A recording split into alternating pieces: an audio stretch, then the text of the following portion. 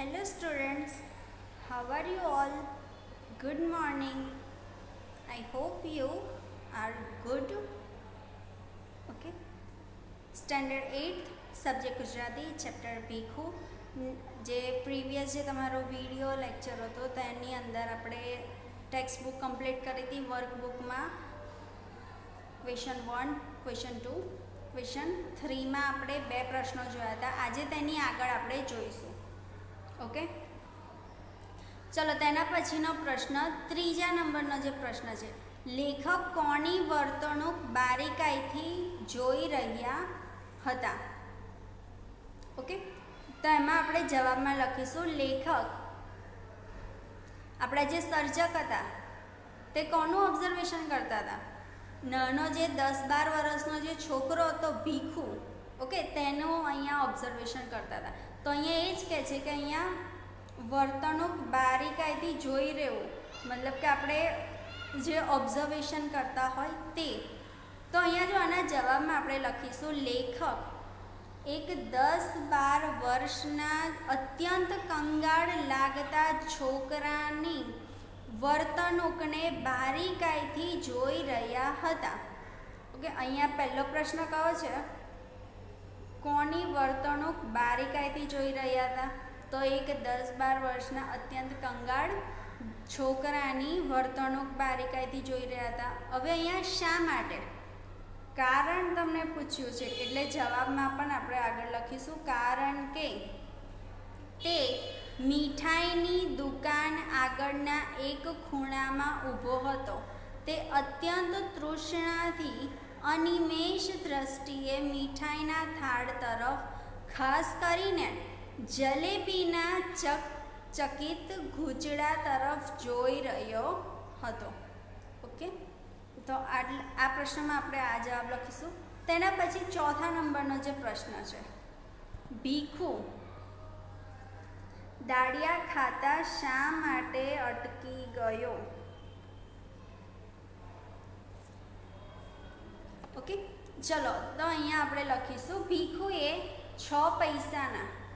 હવે ભૂખ કોને લાગી હતી, ભીખુના ભાઈ બહેનોને જે ભૂખ લાગી હતી એ તેના મમ્મીને ભૂખ લાગી હતી, પણ એનો મતલબ એવો નહોતો કે આપણા ભીખુ નામનો જે નાનો છોકરો છે તેને ભૂખ નથી લાગી, તેને પણ ભૂખ લાગી હતી.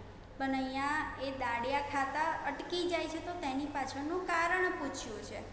તો તેમાં આપણે લખીશું ભીખુએ 6 પૈસાના દાળિયા જોખાવ્યા પછી તે નીચે ધૂળમાં ચીથરું પાથરીને તેમાં દાળિયા બાંધવા લાગ્યો.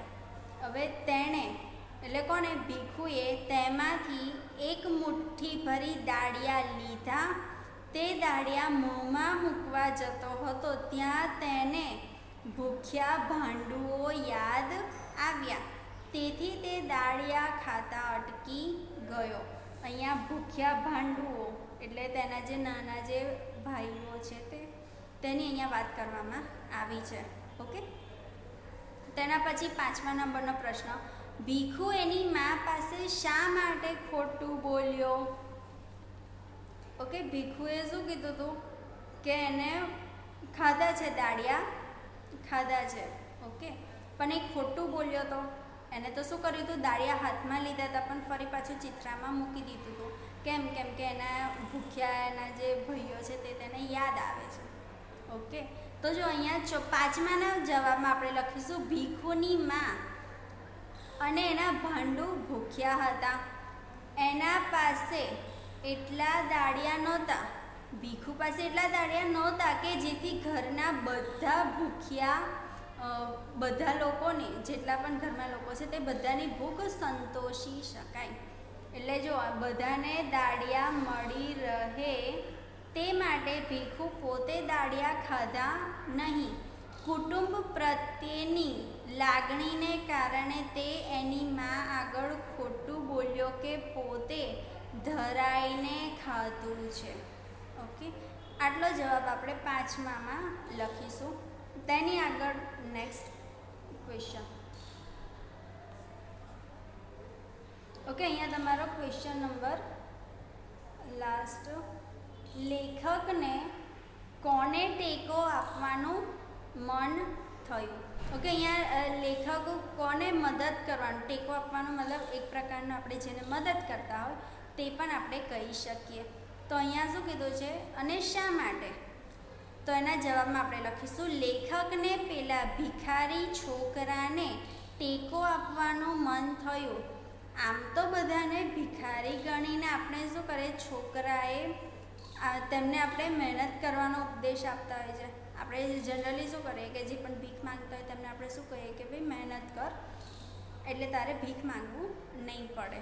તો અહીંયા લેખક પણ એ જ કહે છે કે એમને શું મહેનત કરવાનો આપણે ઉપદેશ આપતા હોઈએ છીએ.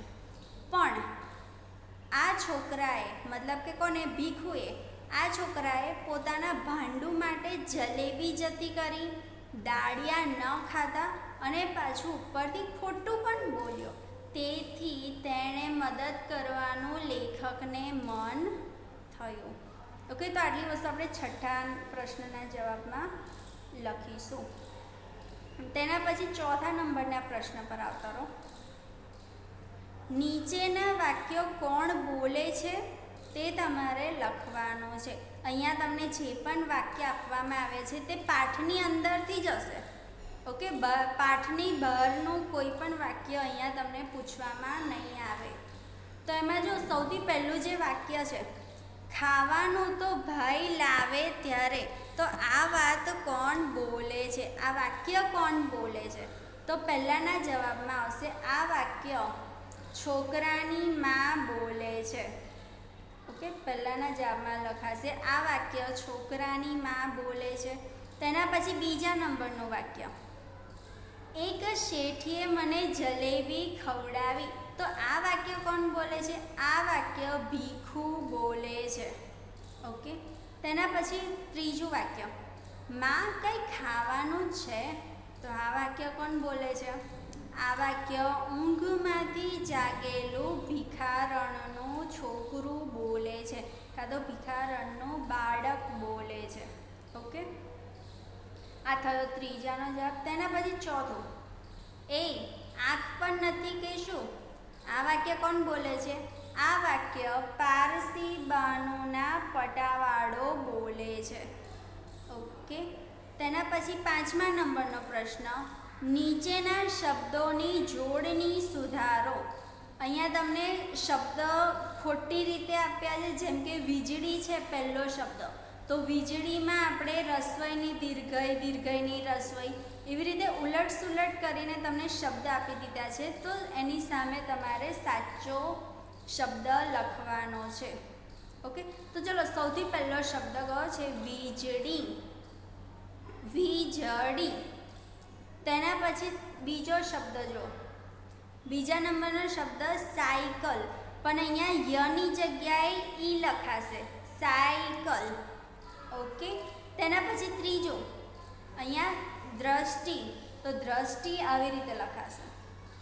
તેના પછી ચોથો શબ્દ અધ્ધર. ઓકે, ચોથો શબ્દ અધ્ધર, તો અહીંયા ધ ને ધ જોડાશે. તો આ તમારો શબ્દ ખોટો છે અને આ જોડણી તમારી સાચી છે. તેના પછી પાંચમા નંબરનો શબ્દ ઉદ્યોગ. ઓકે, અહીંયા ધ ને ય જોડ્યો છે પણ ખરેખર ઉદ્યોગ કઈ રીતે લખાશે? આવી રીતે લખાશે. તેના પછી છઠ્ઠો શબ્દ મુસાફરી, તો અહીંયા જે ર ને જે રસવઈ છે તેની જગ્યાએ આપણે દીર્ઘઈ કરીશું અને જે રસ્વ છે તેની જગ્યાએ દીર્ઘ કરીશું, મુસાફરી આવી રીતે લખાશે. તેના પછી સાતમો જે શબ્દ છે તે તૃષ્ણા છે, પણ તૃષ્ણા નહીં, ખરેખર તૃષ્ણા, તો તૃષ્ણા શબ્દ આવી રીતે લખાશે. આઠમું મૃત્યુ, તો મૃત્યુમાં અહીંયા બિંદી નહીં આવે. ઓકે, તો એ તમારો જોડણી અહીંયા થશે. તેના પછી નેક્સ્ટ છઠ્ઠા પ્રશ્ન પર આવતા રહો. નીચેના શબ્દોના બે બે સમાનાર્થી શબ્દો લખો. ઓકે, સમાનાર્થીનો મતલબ શું થશે? સમાન અર્થવાળા સિમિલર વર્ડ્સ તમને પૂછ્યા છે. તો જો સૌથી પહેલો જે શબ્દ છે સ્તંભ, સૌથી પહેલો શબ્દ કયો છે? સ્તંભ. તો સ્તંભનો સમાનાર્થી આપણે લખીશું થાંભલો. ઓકે, સૌથી પહેલો શબ્દ કયો લખાશે? થાંભલો. અને બીજો શબ્દ લખાશે આધાર. સ્તંભનો પહેલો મતલબ થશે થાંભલો અને બીજો મતલબ થશે આધાર. તેના પછી ચલો બીજા નંબરનો શબ્દ ઘેલછા. તો ઘેલછા શબ્દનો પહેલો અર્થ થશે ગાંડપણ અને બીજો અર્થ થશે ધૂન. ઓકે, તેના પછી ત્રીજો શબ્દ ઠઠ. આ જે છે ઠઠ તે. તો ઠઠ શબ્દનો પહેલો અર્થ થશે ભીડ અને બીજો અર્થ થશે ગીર્દી. શબ્દમાં જોડણી ધ્યાન રાખવાની. તેના પછી ચોથા નંબરનો શબ્દ વદન. વદનનો પહેલો અર્થ થશે ચહેરો અને બીજો અર્થ મોઢું. તેના પછી પાંચમા નંબરનો શબ્દ તૃષ્ણા. તો તૃષ્ણાનો એક મતલબ થશે ઈચ્છા અને બીજો સમાનાર્થી શબ્દ તમારો કામના. ઓકે, તેના પછી છઠ્ઠો રહેમ. તો રહેમનો અર્થ થશે દયા અને કૃપા. તેના પછીનો છઠ્ઠા નંબરનો શબ્દ જુલમ. તો જુલમનો એક અર્થ થશે અત્યાચાર અને બીજો અર્થ થશે કામના. અત્યાચાર અને અન્યાય. ઓકે, અન્યાય. જુલમનો એક મતલબ થશે અત્યાચાર અને બીજો મતલબ થશે અન્યાય. ઓકે, તેના પછી આઠમો શબ્દ સાજુ. તો સાજુ શબ્દનો એક અર્થ તંદુરસ્ત અને બીજો શબ્દ સમાનાર્થી થશે નિરોગી. ઓકે, તેના પછીના શબ્દ વિરોધી શબ્દ, વિરુદ્ધાર્થી શબ્દ લખો. તો તેમાં સૌથી પહેલો શબ્દ જન્મ. તો જન્મનો વિરોધી મૃત્યુ. તેના પછીનો શબ્દ અશક્ત. તો અશક્તનો વિરોધી થશે સશક્ત. જે બળવાન છે તે સશક્ત. ઓકે, તેના પછીનો શબ્દ સાંકડી. તો સાંકડી શબ્દનો અર્થ થશે, તેનો વિરોધી શબ્દ થશે પહોળી. ઓકે, તેના પછીનો નેક્સ્ટ વર્ડ સુગંધ. તો સુગંધનું વિરોધી થશે દુર્ગંધ. સુગંધનું વિરોધી દુર્ગંધ. તેના પછીનો શબ્દ સ્પષ્ટ. તો સ્પષ્ટનું વિરોધી થશે અસ્પષ્ટ. તેના પછી નેક્સ્ટ વર્ડ કંગાળ. કંગાળનું વિરોધી તવંગર. કંગાળ એટલે ગરીબ થશે, તેનું વિરોધી થશે તવંગર, મતલબ જે પૈસાદાર છે તે. તો તમને જ્યારે કંગાળ શબ્દ પૂછે ને કંગાળનું વિરોધી પૂછે તો તમારે તવંગર જ લખવાનું. ઓકે, આટલો ક્લિયર થયો. કંગાળનો વિરોધી તવંગર. તેના પછીનો શબ્દ હાસ્ય. હાસ્યનો વિરોધી રુદન. ઓકે, હાસ્યનો વિરોધી રુદન. તેના પછી આઠમો શબ્દ આશા. આશાનો વિરોધી નિરાશા. આશાનો વિરોધી થશે નિરાશા. તેના પછી નીચેના રૂઢિપ્રયોગનો અર્થ આપો. ઓકે, અહીંયા તમને રૂઢિપ્રયોગ આપ્યો છે, તેનો તમારે અર્થ કરવાનો છે અને અર્થ લખીને વાક્ય પ્રયોગ. ખાલી તમને રૂઢિપ્રયોગનો અર્થ આપ્યો કે તો તમારે ખાલી અર્થ જ લખવાનો. પણ જ્યારે એવું કહે કે વાક્ય પ્રયોગ કરો તો તમારે રૂઢિપ્રયોગનો ઉપયોગ કરીને વાક્ય બનાવવું પડશે. ઓકે, તો જો સૌથી પહેલું જે છે ભોઠા પડી જવું, તો તેનો અર્થ થશે ઝંખવાણા પડવું. અને તેનું વાક્ય આપણે લખીશું પરેશ પરીક્ષામાં ચોરી કરતા પકડાઈ ગયો, તેથી ભોઠો પડી ગયો. ઓકે, તેના પછી બીજું હાથે ચડવું. હાથે ચડવુંનો અર્થ થશે પ્રાપ્ત થવું કાં તો મળવું. ઓકે, તો અહીંયા બીજા નંબરનો જે રૂઢિપ્રયોગ છે હાથે ચડવું, તો હાથે ચડવુંનો મતલબ થશે પ્રાપ્ત થવું કાં તો મળવું.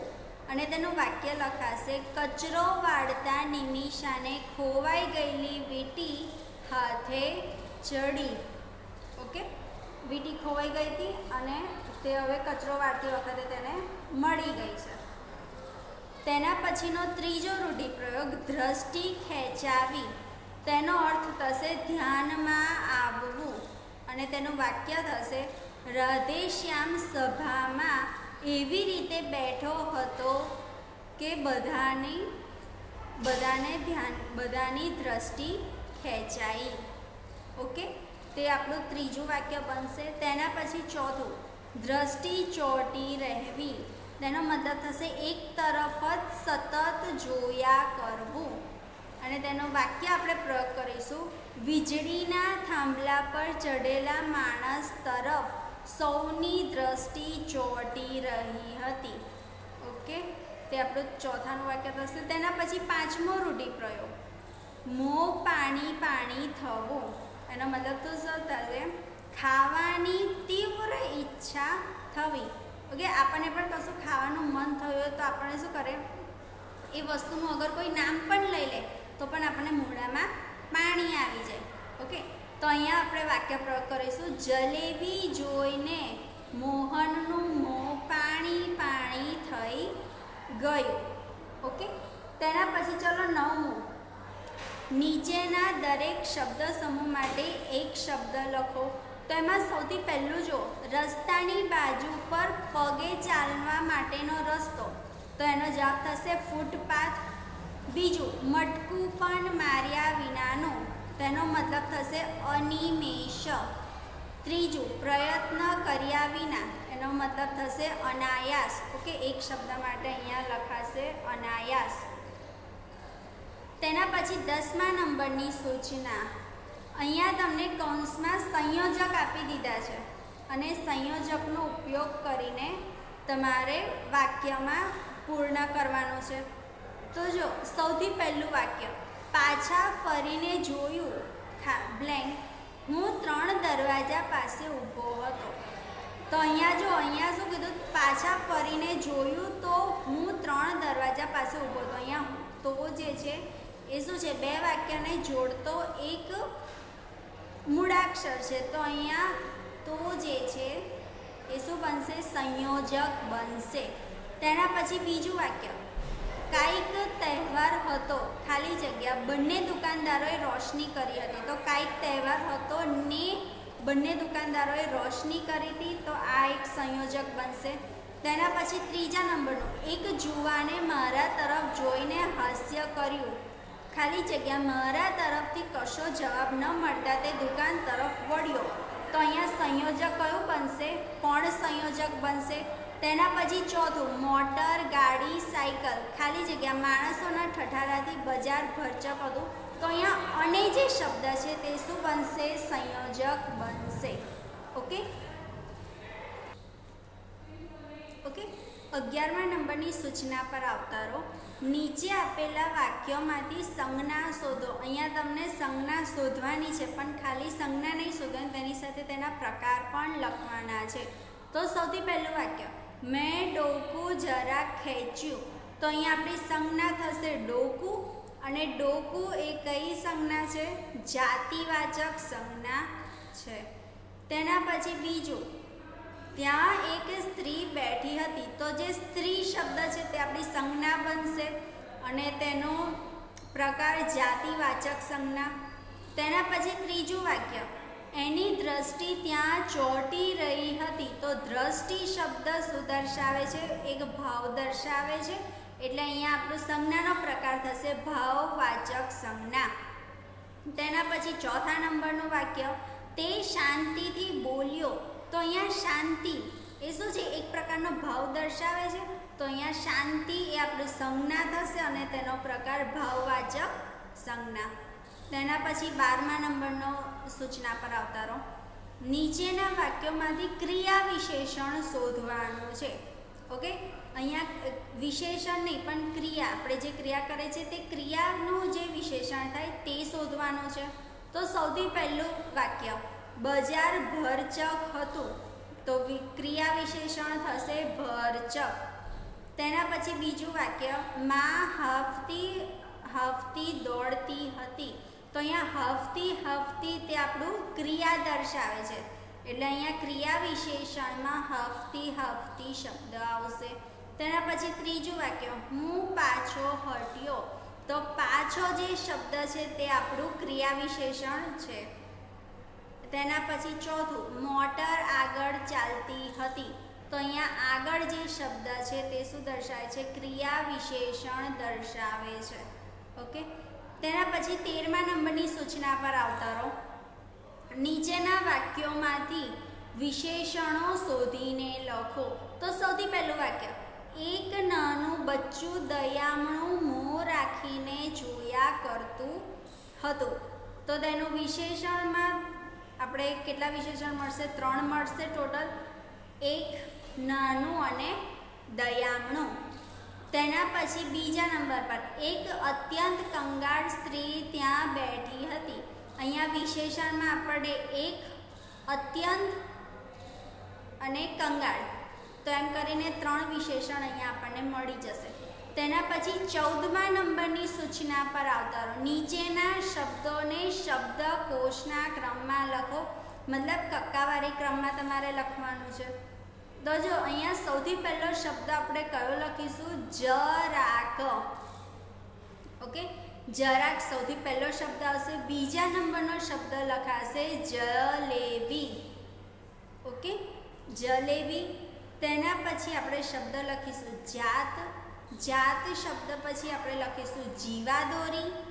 જીવાદોરી પછી શબ્દ લખીશું ઝૂલમ, અને ઝૂલમ પછી શબ્દ લખીશું જોખાવવું.